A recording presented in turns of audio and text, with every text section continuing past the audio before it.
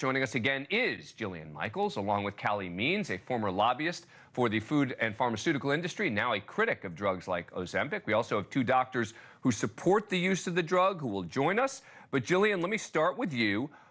Just lay it out for us. What do you think the media and so many in the medical community are getting wrong here? Well, first of all, every benefit that you just outlined is a halo effect of weight loss. And in fact, even in the studies where they tout heart-healthy benefits and they claim that it's 20%, that's a relative risk. It's not an absolute risk. In other words, the absolute risk is 1.5% in a decrease in major cardiac events. It's nominal, and they cannot point to a mechanism with the medication outside of weight loss that facilitates that. It does slow the progression of chronic kidney disease, but that's in patients with chronic kidney disease. We all know that kidneys filter medication out of the body, so the bigger question is, how is it impacting the people that take it who don't have chronic kidney disease?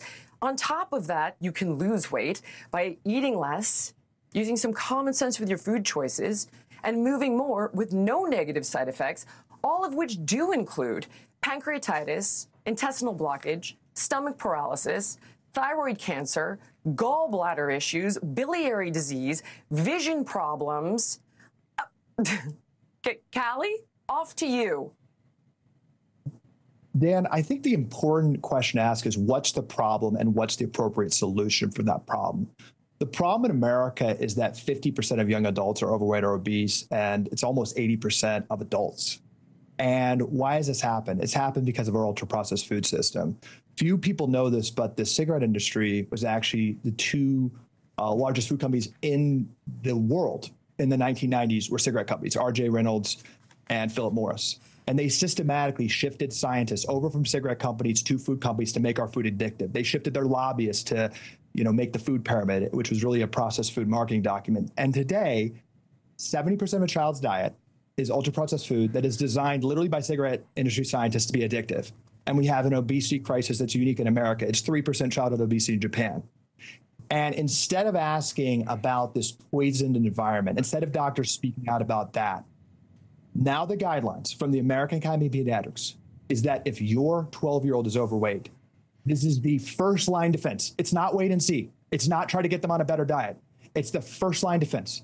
We all need to understand this. The reason Novo Nordisk is paying so much money on advertising, the reason they're one of the top 10 lobbying spenders in DC, right? It's the reason they are one of the top 10 most valuable companies in the world right now, the most valuable company in Europe. It's an expectation of the US taxpayer paying for these obesity drugs for life, for the median teenager and adult in this country. The reason this debate is so important is because we have a moment to ask, is the result of this chronic metabolic dysfunction that's causing skyrocketing cancer rates, diabetes rates, heart disease rates, obesity rates, kidney disease rates, is that an Ozempic deficiency, or is there something deeper going on? But and it is that the medical system isn't talking about the root cause. But Calley, let me ask you, can't it be both things? I mean, can't we both have a problem with the amount of processed foods people are eating in this country, right? And say, okay, we got to address that, and the idea that these weight loss drugs can also be incredibly effective. Dan, the reason this is the 10th most valuable company in the world is because they are expecting the U.S. taxpayer on Medicare and Medicaid to pay. But that's not an answer to my question, really. It is. Well, I have a question for you. Yes. You have $1,600 per obese American per month. What percentage of that should go to an injection of a poison into a child, and what percentage of that should go to fixing our food supply? The first marginal dollars to address obesity should go to fixing our food supply. Yeah. That is what doctors should be talking about. It can happen a lot cheaper than $60 per patient. But again, you're making a false question, quite frankly, Dan. It's a false question. Think about how simple the question I asked you is. Really, I'm going to ask it again because it's so simple that I can't even believe you're saying it's a false question. All I asked was, can't they do both? Can't it both be true? If your answer is no, that's fine. All I'm asking is, isn't it possible that we do have a processed food problem in this country that ought to be addressed better? And isn't it also possible that these weight loss drugs are also incredibly effective. Why is that a false question? Dan, these are great questions. If you have $1,600 for an obese American, what percentage would you put to drugs? What percentage would you put to fixing our food system? Again, I don't know why you keep talking about the government spending on it. I'm asking, does it work? Is it good for people? I'm not talking about government spending. Jillian, go ahead. Yeah. Okay, here we go. So first of all, does it work? Great question. So we know that on semaglutide, right, which is Wegovy, you can lose up to 15% of your body weight. That's great, but if you're morbidly obese, it really isn't that much. In other words, if you're 300 pounds, it's 45 pounds. So you'll get to 255. And then guess what happens, Dan? You plateau. In every single study, people plateau between weeks 62 and 78. And the bottom line is you've got nowhere to go, and then you're stuck on this forever. Now, on drugs like tirzepatide, you can lose 20 to 23%, which is higher and better. And they're working on King Kong agonists that work on 3 hormonal pathways to help you lose a little bit more. But guess what? We can facilitate 15% weight loss in faster than that time frame by simply creating a moderate calorie reduction and having a step goal every day. And then guess what? All of the negatives, like the overwhelming cost, the unbelievable side effects, over 50% of people will experience diarrhea, constipation. And let's also look at the body as a complex system. Just think about this for a second. When you delay gastric emptying and food sits in the gut for, oh my God, days. In fact, gastroenterologists are having to rewrite the protocols for anesthesia because people are they're puking in surgery and getting bacterial pneumonia. I mean, it's bananas. Does it work to a point? Hang on, I want to bring in Dr. Sue Decotiis, a medical weight loss physician in New York, and Dr. Jonathon Kaplan. He's a board-certified plastic surgeon in San Francisco. He's the CEO and founder of weight management platform Build My Health. Doctor, you've been sitting here, Dr. Decotiis, shaking your head. Let me at least give you a chance, because as I said to Jillian, as she was, talking to me, regaling me with all these studies, which she knows about, I don't. I'm not an expert in this area. You were shaking your head. Why? Well, I am a board-certified weight loss specialist, and I was practicing internal medicine for many years before I did weight loss medicine. And I was so frustrated with the fact that patients couldn't take weight off no matter what they did. So when I have a patient that comes to my office, and I take a good history, and they tell me, doctor, I'm eating organically, I eat really well, I exercise every day, and I just can't get this weight off. Many of the patients that we're talking about have good lifestyle. They're not eating junk food, okay? No doubt, Dr. Means is right about we do have a toxic environment. And it's not just our food, it's our water, it's in our soil, et cetera, et cetera. But the bottom line that we're dealing with here is insulin resistance, okay? Now, that is the result of perhaps poor diet, but often genetics, hormonal changes, perimenopause, menopause, low testosterone, stress, and genetic factors as well. So what I have to deal with is fix the insulin resistance. If these people could do it at the gym and they could do it with a good keto diet or something like that, they wouldn't be seeing me. Well, but Jillian's point was all this drug does is it reduces effectively appetite, right? And her point is you can reduce your intake of food in other ways, is the argument she made to me. So that is only one of the mechanisms of action. Hang on. Yep. Go ahead. Okay, that's only one of the mechanisms of action. What we do in my practice is that we follow each patient carefully with a body composition scale. And if this therapy is effective, and under my guidance it is, what we see is a reduction in body fat. So if you're just looking at somebody's weight, Dan, and you're not looking at their body fat percentage, you have no idea what's going on. So the key to long-term weight loss and getting people off this drug is making sure that the body fat percentage decreases. And that often doesn't happen if a physician is not able to follow somebody with a body composition scale. Dr. Kaplan, I'm going to bring you in a second. I want to give Jillian an opportunity to respond. Go ahead, Jillian. Yeah. Okay. Number one, the carbohydrate insulin model of obesity has been debunked, and I highly recommend everybody go check out the work of Dr. Lane Norton or Dr. Joey Munoz, who have their PhD in nutrition science. To deny that it's calories in, calories out denies physics. But even if we played your little game about insulin, which I'm more than happy to do you know the best way to resensitize the body to insulin is exercise and not eating ultra-processed carbs?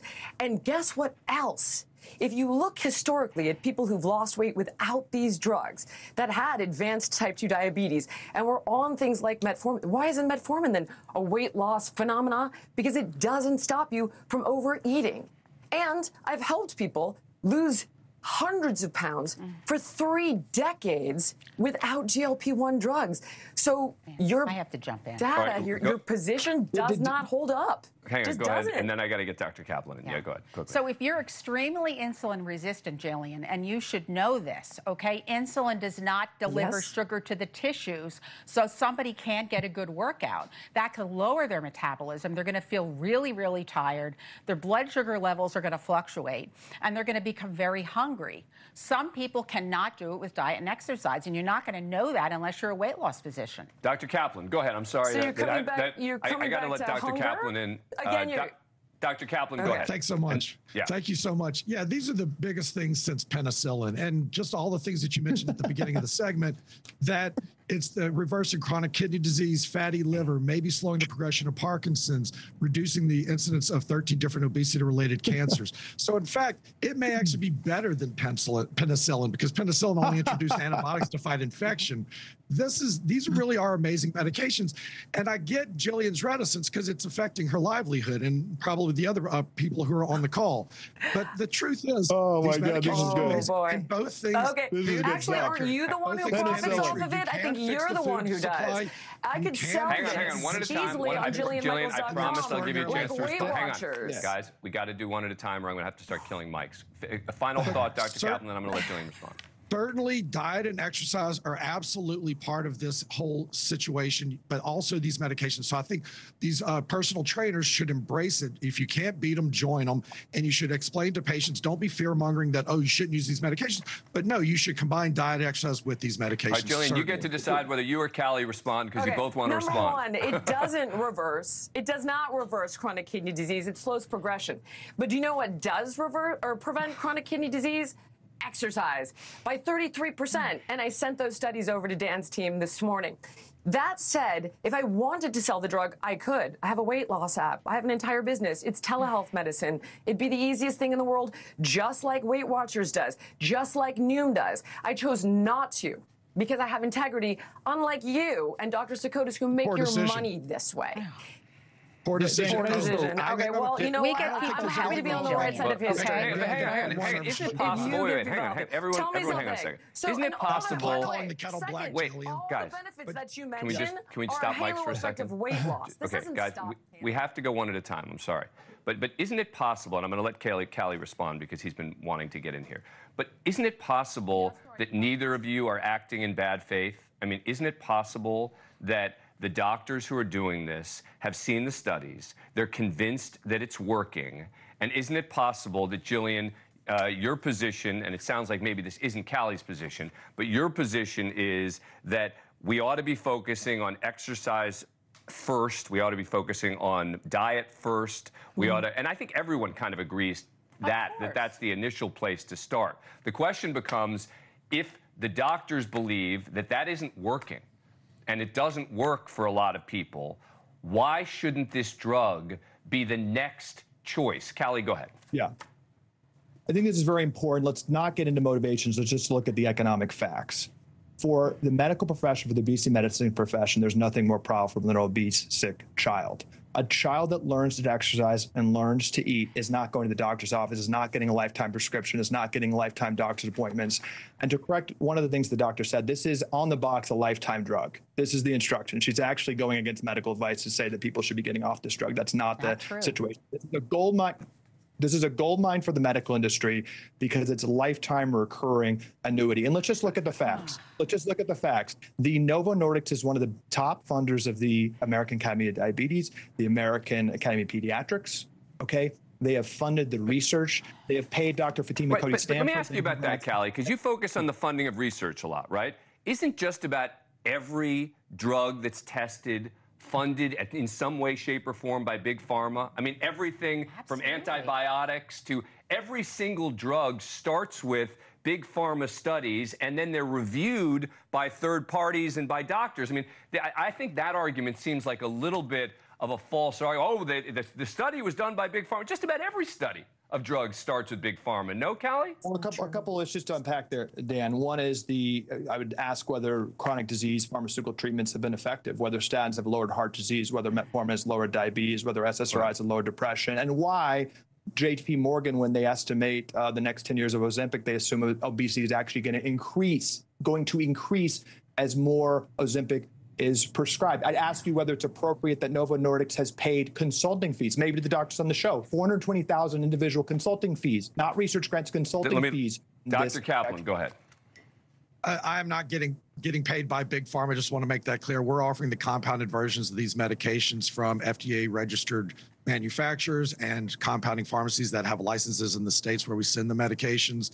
The name brand drug is just too expensive. It's too hard to get, and only about 23% of insurance plans cover it. So we've had a lot of great success with the compounded versions. And the fact is that by law, when there is a shortage, the FDA allows compounding pharmacies to make a duplicate. So by law, it's got to be a duplicate. We're not producing some quasi knockoff.